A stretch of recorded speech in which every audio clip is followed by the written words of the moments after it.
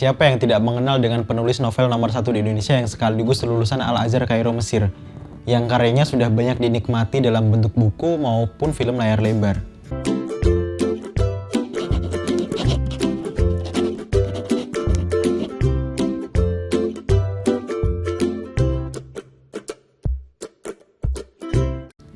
Habibur Rahman El-Shirazi, atau yang biasa dikenal dengan sebutan Kang Abik, cendekiawan muslim yang sekaligus penulis berbakat. Buku yang ada di tangan saya ini adalah salah satu karya beliau, buku yang terbit bulan September tahun 2019 kemarin yang bertajuk Duologi Pembangun Jiwa, yang artinya akan ada dua buku yang saling berkesinambungan antara buku 1 dan juga buku 2. Nah, buku yang pertama ini beliau beri judul Kembara Rindu. Alih-alih kita akan menemukan kisah cinta yang menye-menye yang berbau rindu, kita justru disajikan kisah yang syarat akan makna kehidupan atau falsafah kehidupan di buku ini. Seolah sudah menjadi ciri khas yang menempel dalam tulisan-tulisan Kang Abik yang selalu menghadirkan sosok tokoh utama yang sederhana namun kuat secara karakter, yang membuat kita selalu tertarik dan selalu ingin membaca semua karya-karya yang ditulis oleh Kang Abik. Buku ini pun kurang lebih menghadirkan hal yang sama. Kita akan dikenalkan oleh beberapa tokoh yang sangat luar biasa. Yang pertama, kita akan dikenalkan tokoh sosok bernama Ridho, seorang anak yatim piatu yang merantau dari Lampung menuju Cirebon untuk belajar ilmu agama di pondok pesantren di Cirebon.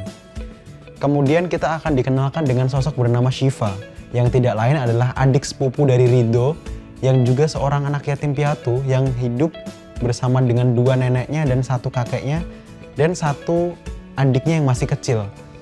Syifa adalah tokoh yang sangat kuat, tokoh yang sangat pemberani dan tidak pantang menyerah. Syifa berjualan gorengan dari pagi hingga sore untuk menghidupi kebutuhan keluarganya.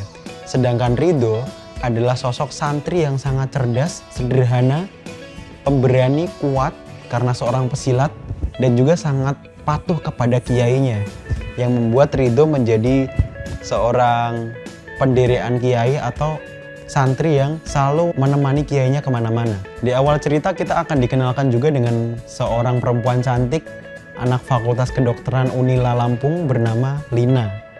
Lina ini digambarkan sebagai perempuan yang anggun, agamis, dan anak orang kaya.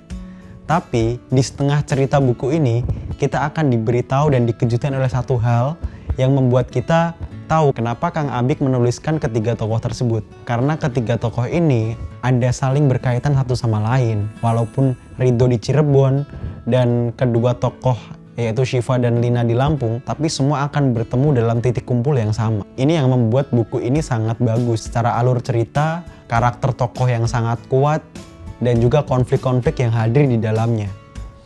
Walaupun sepertiga buku ini menceritakan tentang masa hidup Ridho, namun kita juga akan diceritakan oleh banyak kejadian-kejadian yang unik dan juga menarik. Kita akan diajak menyelami beberapa peristiwa yang menimbulkan banyak tanda tanya yang belum terjawab. Bahkan sampai bagian akhir buku ini kita akan diberikan pertanyaan-pertanyaan yang membuat kita semakin penasaran dengan kelanjutan cerita yang ada dalam buku ini, yang nanti akan ada di buku selanjutnya dari lanjutan Kembara Rindu. Di setengah buku kita akan bertanya-tanya tentang ending dari cerita buku ini.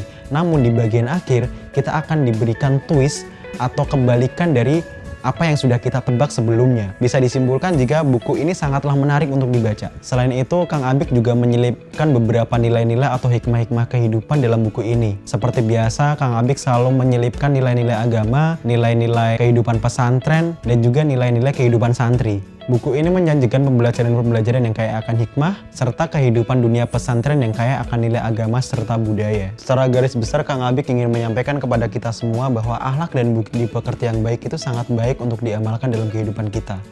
Dan itu tercermin dari sosok bernama Ridho dan juga Syifa dalam buku ini. Buku ini menawarkan cerita yang sangat sederhana, namun kaya akan makna. Kisah yang pelik namun diramu secara apik, serta pembahasan rindu yang jarang sekali orang lain tahu.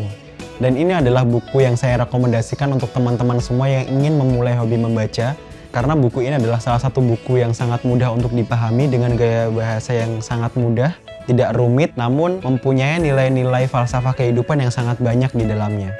Buku yang tidak terlalu tebal dengan sekitar 260 halaman dengan gaya bahasa yang sangat mudah dan simpel, namun kita diajak untuk berkontemplasi dengan dunia agama, dunia spiritualitas yang hadir di dalam buku ini. Jangan lupa membaca di hari ini agar kita bisa bercerita di kemudian hari. Sampai bertemu di ulasan-ulasan buku selanjutnya. Saya Rian Safrian, terima kasih.